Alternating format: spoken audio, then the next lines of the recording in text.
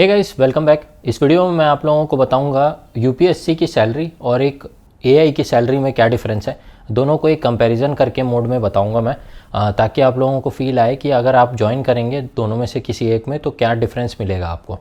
अभी यूपीएससी में मैं क्या मान के चल रहा हूँ कि यूपीएससी में आप लेवल 10 पे रिक्रूट हुए, चाहे किसी भी पोजीशन पे हो आप, किसी भी डिपार्टमेंट में, मतलब आपका अभी भी पोस्ट हो, तो अगर एज अ लेवल 10 रिक्रूट हो रहे हैं तो यही आपकी सैलरी स्ट्रक्चर रहेगी।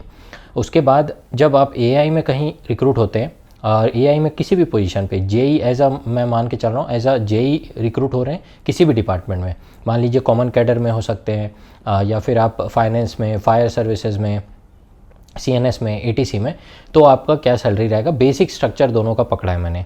बहुत सारी चीज़ें मैंने एक्सक्लूड की हुई हैं, पर एक बेसिक स्ट्रक्चर आपको दोनों में डिफरेंस दिख जाएगा कि इतना तो डिफरेंस रहेगा ही करके, तो आप लोग अपने से डिसाइड कर पाओगे कि विच वन इज़ बेटर। ठीक, अभी मैंने इस पर कुछ लिंक बना रखा है, तो उसी को दिखाता हूँ मैं आपको। स्क्रीन पे आते हैं तो सबसे पहले तो मैं डिस्कस करूँगा एआई की सैलरी। यहाँ पे लिखा हुआ है UPSC salary versus AI salary. AI की सैलरी मैं पहले भी डिस्कस कर चुका हूँ, एक बार फिर रिवाइज करा देता हूँ आपको। ठीक है, सबसे पहले रहता है बेसिक पे रहेगा 40,000 का। E1 लेवल पे अभी बात चल रही है कि E2 लेवल पे डायरेक्ट रिक्रूट करें गेट के थ्रू, पर बातें ही चल रहे हैं अभी, उस पर समझ लीजिए कोई श्योरिटी नहीं है अभी। ऐसा बाकी सारे पीएसयूज ले रहे हैं तो अपन भी 50 बेसिक पे लें, एटलीस्ट 50 बेसिक पे तो लें। 60 पे तो मुश्किल ही लगता है मेरे को कि रिक्रूट करेंगे, तो 60 पे कम चांसेस है, पर 50 पे हो सकता है लेटर ऑन। वो बात की बात है, जब होगा मैं बता दूंगा आप लोगों को। अभी फ़िलहाल 40,000 बेसिक है और इंडस्ट्रियल डीए चल रहा है अपना 43.7% ऑफ बेसिक। मतलब इस पार्ट का 43.7% निकालोगे तो कितना आएगा, इतना आएगा 17,480। ये हुआ इंडस्ट्रियल डीए के हिसाब से। सेंट्रल डीए मैं अभी यूपीएससी वाले में कवर करूँगा। फिर उसके बाद देखते हैं कि पर्क्स है अपना पार्ट। पर्क्स वाला पार्ट क्या होता है, फिक्स होता है 35% of basic, 35% of this guy निकाल लो, आपको 14,000 मिलेगा। फिर आपका एचआरए है। एचआरए मैं मान के चल रहा हूँ एक्स क्लास सिटी का।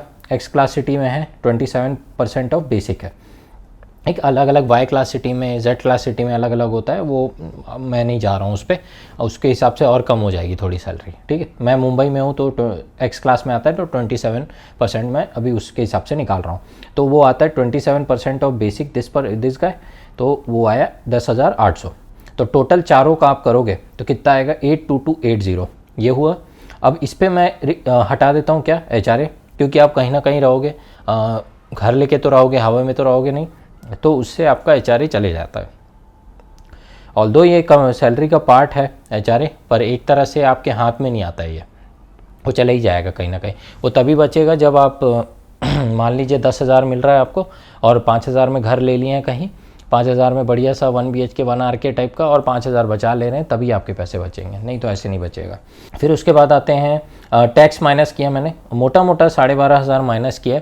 बेसिक कम है तो इसलिए 12,500 टैक्स निकाल के ऐसे माइनस किया है, जिसमें से 6,500 के आसपास आपका पीएफ होगा, और मेजर अमाउंट 5, 5,500, 6,000 आपका क्या रहेगा, टैक्स रहेगा।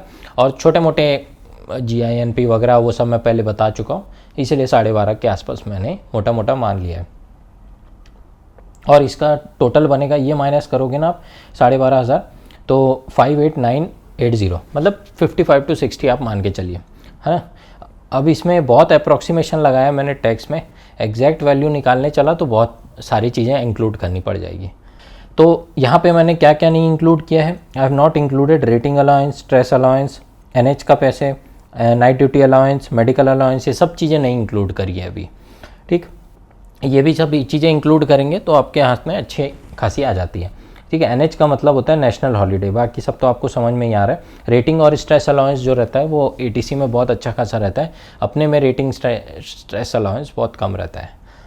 फिर उसके बाद ये तो हुआ AI की सैलरी के बारे में। ठीक है, बेसिक स्ट्रक्चर पकड़ा है मैंने, जो 4 कंपोनेंट होते हैं सैलरी स्ट्रक्चर में वही पकड़ा है। सेम चीज़ अगर अपन चलते हैं यूपीएससी की सैलरी में, तो लेवल 10 पे मान के चल रहा हूँ मैं, यहाँ पे लिख देता हूँ लेवल 10। ठीक, अब यहाँ पे मैं वही चीज़ें कंपेयर करता हूँ तो क्या होता है देखते हैं। तो यहाँ पे सबसे पहले तो बेसिक पे आपकी 56,100 पे रिक्रूट होगा, लेवल 10 है। ठीक है, डायरेक्टली इसी में रिक्रूट होता है। मोर ऑफ अ मैनेजर आप मान के चलिए, जब आप मैनेजर बनते हैं ना तब यहाँ 60 बेसिक होती है, तब आपको बेनिफिट दिखेगा। लेकिन यहाँ पे डायरेक्ट आप 56,100 बेसिक पे रिक्रूट हो रहे हैं तो थोड़े साल बच जाते हैं आपके, ठीक। तो यहाँ पे सेंट्रल डीए इंक्लूड किया मैंने, कितना 46% ऑफ बेसिक। 46% ऑफ बेसिक दिसंबर तक था पिछले साल, अभी जनवरी से चेंज हो गया होगा, लेकिन मैंने ऐसा कभी अभी तक ऑर्डर नहीं देखा है कि नया वाला में ऑर्डर में क्या है। बोल रहे हैं 50% है, पर मैं ऑर्डर आ जाएगा अगर उस पर मतलब मेरे को श्योर एक डॉक्यूमेंट मिलेगा तभी मैं इंक्लूड करूँ सोचा था। अभी फ़िलहाल के लिए मान लेते हैं 46% ऑफ बेसिक है।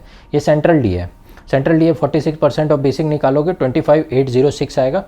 इस पर फिर HRA जोड़ता हूँ जो कि 27% ऑफ बेसिक है, तो 15,147 आ गया। अब यहाँ पे एक एक्स्ट्रा कंपोनेंट ये है कि टीए मिलता है। टीए दो टाइप के होते हैं, ट्रैवलिंग अलाउंस होता है, एक ट्रांसपोर्ट अलाउंस होता है।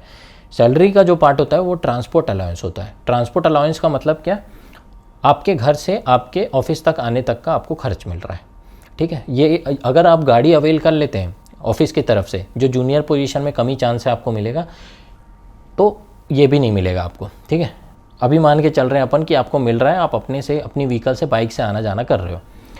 इस पर 7200 लिखा है रुपीज़ मैंने। ये सिटी वाइज होता है और लेवल वाइज होता है। लेवल 10 में है अपन, इसलिए मैंने 7200 लिया है। लेवल 9 एंड बिलो जाते हैं तो कम हो जाता है, लेवल 10 और अबव के लिए 7200 ही रहता है। ये भी सिटी वाइज भी रहता है, लेवल वाइज तो पता है, सिटी वाइज भी होता है। जैसे मैं मुंबई में हूँ तो 7200 है, नहीं तो किसी और सिटी में रहेंगे छोटी सिटी में तो आधा हो जाता है, 3600 हो जाएगा। वो टेबल रहती है, मैं कभी बता दूंगा कि कौन से सिटी के लिए 7200 वैलिड है, कौन से सिटी के लिए 3600 वैलिड है, उस पर नहीं जाते अपन। फिर उसके बाद नेक्स्ट जो कंपोनेंट लिखा है मैंने 3312, वो है डीए ऑन टीए। टीए का अमाउंट कितना है 7200, डीए कितना है अपना 46% इधर, तो 46% ऑफ 7200 कितना है 3312। डीए ऑन टीए निकाला मैंने, तो वो दोनों ऐड करोगे आप तो 10,512 बनता है, ठीक। तो ये आपका हो गया टीए का पार्ट। टीए जो है आपका टोटल कितना बना 10,512। अब ये और ये चार टर्म अपन ऐड करते हैं तो कितना बना 1,07,565, 1,07565। इस पर मैं माइनस कर देता हूँ HRA 15,147, कहीं तो रहोगे, तो 92,418 बना, ठीक है। इस पर मैं टैक्स मान ले रहा हूँ 16,000 यहाँ पर बेसिक ज़्यादा है आपकी। अब टैक्स निकालने में कैसे मैं कर रहा हूँ, मान लिया हूँ कि 92,418 आपको ग्रॉस बन रही है आपकी HRA हटा के, ठीक। टैक्स वैक्स इंक्लूडेड रहता है इसमें। अभी इसका ग्रॉस 12 से मल्टीप्लाई करोगे तो कितना बनेगा 10 11 के आसपास बनेगा। और 11 आपका कौन से स्लैब में आएगा, 10 लाख के ऊपर वाला में है, तो ओल्ड टैक्स रिजीम लोगे तो 30% में जाओगे, तो टैक्स बनेगा 1.5 लाख के अराउंड साल का आपका। और अगर न्यू टैक्स रिजीम लोगे तो 20% बनेगा आपका। 20% के हिसाब से 1 लाख बनता है साल का टैक्स, उसको डिवाइड बाय 12 कर दोगे तो कितना आएगा 8 साढ़े 8 के आसपास आएगा। और वैसे ही अगर कर लेते हैं बेसिक प्लस डीए का सम और 10% भी निकालते हैं तो पीएफ में आपका चले जाएगा, वो भी 8 के आसपास जाएगा। इसीलिए मैंने 16,000 लिखा है मोटा मोटा, ठीक है। तो ऐसे करके निकाला। इस पर भी मैंने आपकी जो इन्वेस्टमेंट्स है वो सब नहीं इंक्लूड करी है।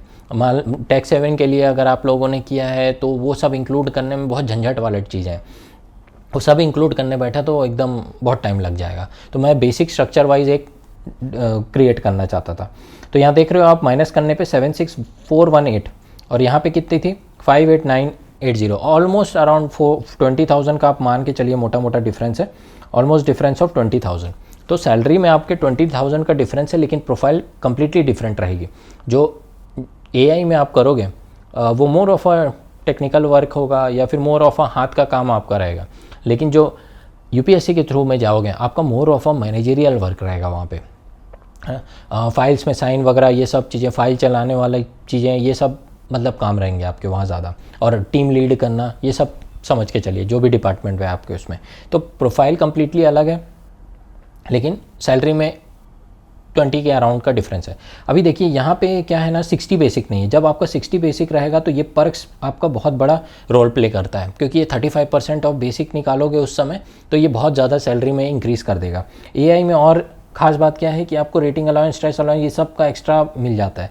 मेडिकल अलाउंस तो ऐसा है अभी कोई श्योरिटी नहीं है, नेक्स्ट फाइनेंशियल ईयर में पता चलेगा कि बंद हो रहा है कि नहीं हो रहा है। अभी फ़िलहाल तो चालू है, ठीक। तो इस वजह से लुक्रेटिव हो जाती है थोड़ी एआई की सैलरी।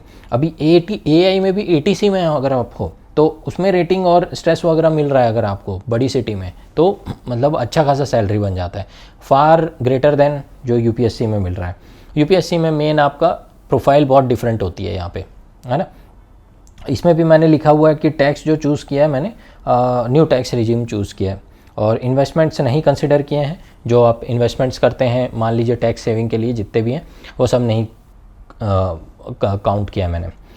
ऑल्सो यूपीएससी में मेरे को अदर सोर्स ऑफ इनकम पता नहीं है, जैसे यहाँ पे आपका रेटिंग वगैरह के अलाउंसेस मिलते हैं, नाइट मेडिकल वगैरह का सब मिलता है। यहाँ पे कुछ ऐसा है कि नहीं, मेरे को नहीं पता कि कोई कोर्स करके आपकी सैलरी में इंक्रीज़ आ जाएगा, मुझे नहीं लगता ऐसा कुछ है, मैंने सुना भी नहीं है ऐसा कुछ। और ऑल्सो अगर आपका ट्रांसपोर्ट अलाउंस जो है वो अगर आप गाड़ी अवेल करने लग गए तो वो भी नहीं मिलेगा, एचआरए तो वैसे ही नहीं मिल रहा है। तो मोटा मोटा आपकी सैलरी का पार्ट जो क्या हो गया वो हो गया बेसिक और डीए, है ना। यहाँ पे ये चीज़ एक डिफरेंस फील हुआ मेरे को।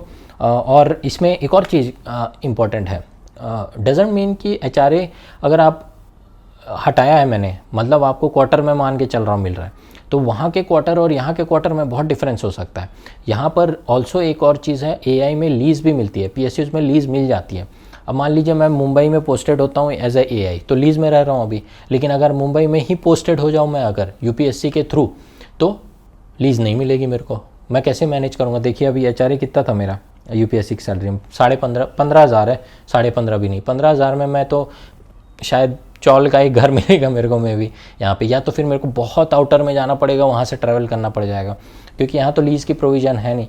तो ऐसे में मैनेज करना बहुत मुश्किल हो जाता है। हाँ, और क्वार्टर भी मिले तो ज़रूरी नहीं आपको क्वार्टर मिल ही जाए, मे बी थोड़ी वेटिंग लाइन लगी हो, और मिलेंगे भी तो क्या कंडीशन में मिलेंगे उसकी भी कोई गारंटी नहीं है। अभी एआई में क्या हुआ है कि मुंबई में भी क्वार्टर बहुत उतने खास नहीं थे, पर अभी न्यूली कंस्ट्रक्ट हो गए, तो बहुत सारे नए नए जेईज भी आए हैं जो मेरे बाद भी आए हैं, वो लोग रह रहे हैं 2 BHK वगैरह में सिर्फ एचआरए में। तो ये अच्छा खासा मतलब एआई में है। दूसरे स्टेशन मैंने एक्सपीरियंस नहीं किया, दूसरे स्टेशन में जाऊँगा तो डिफरेंस पता लगेगा कि यहाँ के कैसे हैं और वहाँ के कैसे हैं।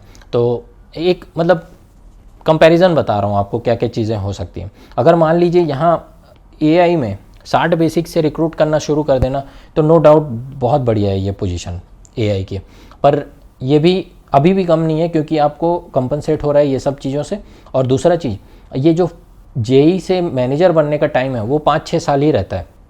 अब यहाँ से उठने में पता नहीं मेरे को कितना टाइम लगता है, 4 साल 5 साल में लेवल 11, लेवल 12, 13, 14, इसका मुझे अंदाज़ा नहीं है कि कितने टाइम में कितने ऊपर जा सकते हो आप। अब वो तो कोई मतलब अंदर काम कर रहा है वही बता सकता है। तो एक तरह से बस मैं डिफरेंस दिखाना चाहता था आप लोगों को, ताकि आप लोगों को फील आए कि क्या मतलब डिफरेंस मिलेगा मेरे को सैलरीज़ में।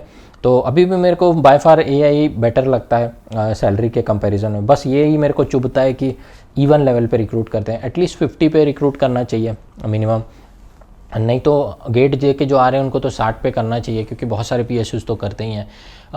देखो अब वो फ्यूचर में हो सके तो ठीक है, नहीं तो मेरे को तो कुछ आइडिया नहीं है कि 50 का तो बात चल रहा है, 60 तो मुझे चांस कम लगता है अभी। ऑल्सो मैं जैसे मेरा केस अगर देखोगे आप, तो मैं तो अब 50 बेसिक पे पहुंचने ही वाला हूं, तो 50 to 56 पे जाऊंगा मैं यहाँ पे अगर यूपीएससी पे जाता हूं, तो ज़्यादा कुछ डिफरेंस मेरे को नहीं है ना। अगर मान लीजिए कोई 40 बेसिक पे ही है वो उसको मिलता है तो वो एक बार सोच भी सकता है। डिपेंड करता है प्रोफाइल भी क्या मिल रही है यूपीएससी में। मान लीजिए आपको प्रोफाइल पसंद नहीं आ रही है यूपीएससी के थ्रू जो मिल रहा है, तो बेटर आपका एआई है ना। तो ऐसे टाइप के कंपैरिजन वगैरह सोच सकते हैं बहुत लोग, मतलब इंटरेस्टेड रहते हैं ग्रुप ए की पोजीशन में, इसलिए मैं बोल रहा हूँ स्पेशली यूपीएससी के पोजीशन में बहुत लोग इंटरेस्टेड रहते हैं। तो ऐसा ना हो कि आप लोग ऐसा सोच बैठें कि एआई की मतलब जॉब एकदम ही बेकार, ऐसा नहीं है, क्योंकि मिनी रत्न है। बहुत सारी चीज़ें आपको एआई में मिल जाएंगी जो आपको बहुत सारी जॉब्स में नहीं मिलती हैं। पोस्टिंग्स का स्पाउस के ग्राउंड पे पोस्टिंग वगैरह ये तो वहाँ भी मिल जाएगा यूपीएससी में आपको। एआई के में थोड़ा सा मतलब ऐसा है कि बस बेसिक कम है, नहीं तो जॉब ठीक है बहुत, मतलब आपको आना है, अपनी सर्विसेज प्रोवाइड करनी, काम करना है, निकल जाना है ना। यहाँ भी टीम लीड करनी पड़ सकती है आपको एआई में, पर वो बहुत सीनियर पोजीशन पे है, और टीम भी बहुत बड़ी नहीं होगी एकदम, मतलब हज़ारों लोग आप अंडर में नहीं है, ऐसा नहीं होगा। 100 भी बहुत मुश्किल से होंगे, है ना। आपके अंडर में 20 लोग भी हो जाए तो भी मतलब डिफ़िकल्ट हो जाता है काम, मतलब मैनेज करना, है ना। यूपीएससी में तो आप मैनेज ही करेंगे मेन। तो ये सब चीज़ें हैं जो मेरे को लगता है कि मतलब थोड़ा दोनों प्रोफाइल में डिफरेंट है। कौन सा अच्छा है कौन सा बेकार है ऐसा तो नहीं बोल सकते, पर्सन टू पर्सन डिपेंड करता है, और आपको क्या चाहिए उस हिसाब से मतलब डिपेंड करता है। खैर यही था, मेरे को एक सैलरी कंपैरिजन करना था। और भी चीज़ें हैं मेरे पास, मतलब यूपीएससी के थ्रू मैं आप लोगों को थोड़ा क्लियर कर दूंगा यूपीएससी की चीज़ें जो भी मतलब मिलती हैं अपने को, ताकि आप देख सको कि क्या क्या चीज़ें मतलब कंपेयर कर सको अपनी करंट जॉब से या फिर जो भी जॉब आप करना चाहते हैं उससे। ठीक है, तो नेक्स्ट वीडियो में मैं नेक्स्ट कोई टॉपिक लेके चलूँगा, फिर मिलते हैं।